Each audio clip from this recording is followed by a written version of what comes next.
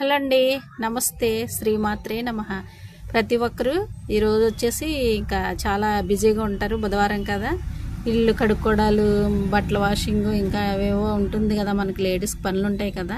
నేనైతే ఈరోజు 11 కట్ల నేను అన్ని పనులు చేసేసుకున్నాను. నేనైతే మా వారికి ఈరోజు బాక్స్ అది పెట్టలేదు, ఎందుకంటే మేము ఒక చిన్న పని ఉందిలేండి. ఈరోజు అమ్మ వాళ్ళ ఊరు వెళ్తాము. మా వారైతే మధ్యాహ్నం లంచ్కి ఇంటికి వచ్చేస్తా అన్నారు. అందుకని చెప్పేసి నేను ఇంకా బాక్స్ అది పెట్టలేదు. ఇప్పుడైతే బట్టలు అవి సర్దుకోవాలన్నమాట, ఆ పనిలో ఉంటాను. ఇదిగోండి, ఫంక్షన్కి బట్టలు అవి సర్దుకుంటున్నాను. ఈ బ్లౌజ్ అయితే ఇప్పుడే ఈరోజే కుట్టుకున్నాను. ఇది ఇంకా హ్యాండ్ వర్క్ ఉంది. ఇంకా అమ్మ వాళ్ళ ఇంటికి వెళ్తే ఖాళీయే కదా అని చెప్పేసి అక్కడ కుట్టుకుందాము అనేసి తీసుకెళ్ళిపోతున్నాను. ఇది వచ్చేసి బ్లౌజు, ఇది సారీ, ఇది వచ్చి లంగా అనమాట. ఇలా రేపటి నా అవుట్ఫిట్.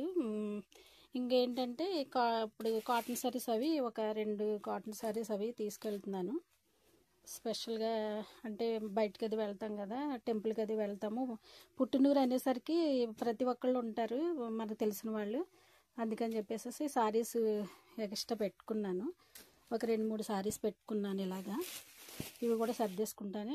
ఇటేంటంటే మా వారికి ఒక 2 జతలు పెట్టాను. ఆయనకి ఏది ఇష్టమైతే అది కట్టుకుంటారు. ఇట్లా ఈ జత ఒకటి పెట్టాను స్పెషల్గా. మళ్ళీ ఒక షర్ట్ కూడా పెట్టాను.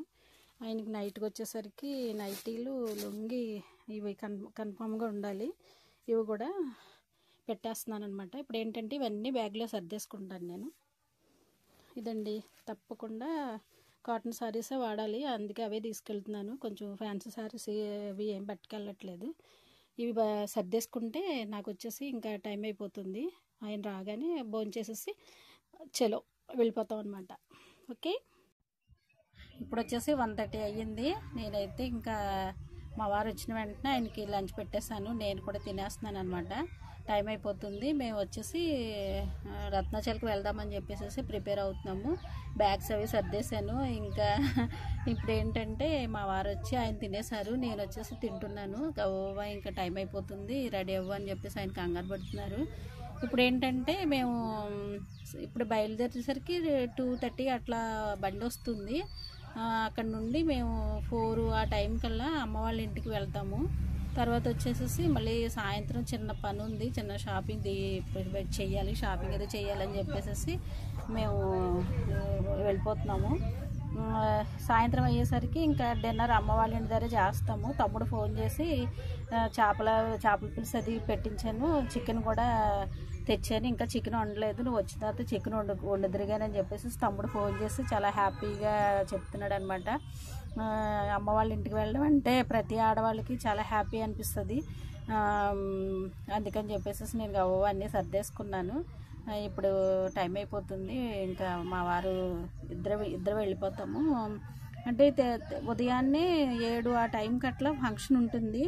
రేపు వెళ్తే మనకి అందదు కదా అని చెప్పేసి మేము ఈరోజే ఇంకా అమ్మ వాళ్ళ ఇంటికి వెళ్ళిపోతే రేపు ఉదయాన్నే మనం బస్సు వస్తుంది, అక్కడ బస్సు ఎక్కేద్దామని చెప్పేసి మాట్లాడుకోవడం జరిగింది. అందుకని చెప్పేసి అమ్మ వాళ్ళ ఇంటికి దగ్గర కదా అని చెప్పేసి ఈరోజు అమ్మ వాళ్ళతో కూడా చక్కగా హ్యాపీగా ఉండొచ్చు కదా అని అలా ఈరోజు ముందుగానే వెళ్ళిపోతున్నాము. అసలు విషయం ఏంటంటే అండి, మా తోటికోళ్ళ గారు అంటే మా వారు వచ్చేసి వాళ్ళ అన్నయ్య గారు అబ్బాయికి రేపు నిశ్చితార్థం అనమాట. యాక్చువల్లీ చెప్పాలంటే ఇంట్లో ఫంక్షన్ అనే చెప్పాలి, కానీ ఎవరికి వాళ్ళు విడిగా ఉండడం వలన ఇదండి. టైం అయితే 4 అయ్యింది. చక్కగా ఇంటికి వచ్చిన తర్వాత అమ్మ మళ్ళీ అన్నీ పెట్టింది, తినేసాము. చికెన్ అది చెప్పింది అనమాట, ఉందమ్మా చికెన్ వండుకోవాలి మీరు అని చెప్పేసి. మా వారైతే ఇంకా వచ్చిన వెంటనే కొద్దిగా మళ్ళీ అమ్మ కొద్దిగా భోజనం చేయండి అని చెప్పేసి అల్లుడి గారికి ఫుడ్ అది పెట్టేసింది మళ్ళీని. ఆయన కొద్దిగా తిన్నారు. చేపల పులుసు కదా చాలా బాగా చేశారు, బాగుందని చెప్పేసి. నేనేంటంటే ఇంకా ఇంటి దగ్గర తిన్నాను కదా అని చెప్పేసి నేనేం పెద్దగా ఇంకా తినలేదు. కాకపోతే అమ్మ కొంచెం ఇంట్లో స్నాక్స్ అవి ఉన్నాయి కదమ్మా, ఫ్రూట్స్ అవి ద్రాక్ష పళ్ళు ఉన్నాయని అన్నీ పెట్టిందనమాట. అవన్నీ తింటూ చక్కగా ఎంజాయ్ చేసాము.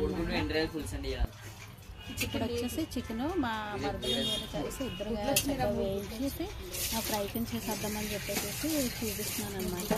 ఇందులో ఏంటంటే గుడ్లు అవి వేశాడు. అంటే చికెన్ ఎందుకు తీసుకొచ్చారంటే తర్వాత వచ్చేసి సాయంత్రం మళ్ళీ మా అమ్మాయి వస్తుంది కదా అని చెప్పేసి పీతలు కూడా తీసుకొచ్చాడు మా తమ్ముడు.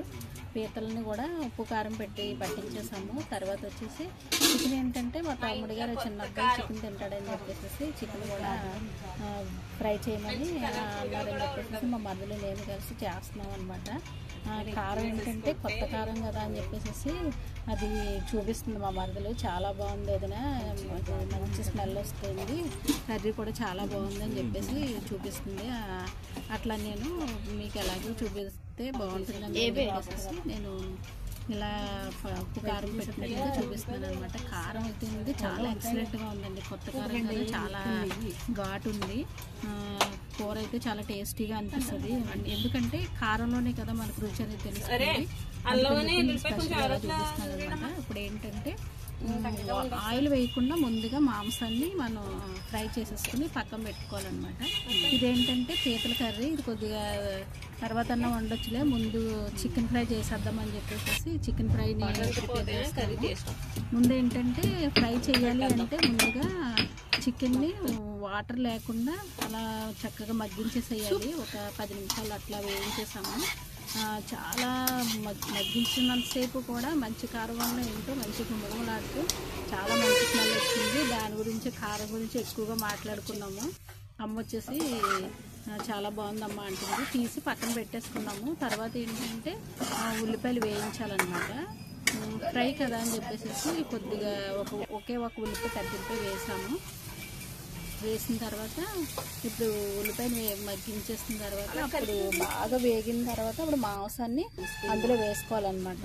గుడ్లు చిటికిపోతాయని చెప్పేసి నేనే అన్నాను, గుడ్లు తీసేయమ్మా తర్వాత వేద్దాంలే, ఫ్రై కదా కలుపుతూ ఉండాలి కదా అని చెప్పేసి అట్లా మొత్తం అన్నీ కూడా గుడ్లు పక్కన పెట్టిన తర్వాత వేగిన తర్వాత ఉల్లిపాయ అన్నీ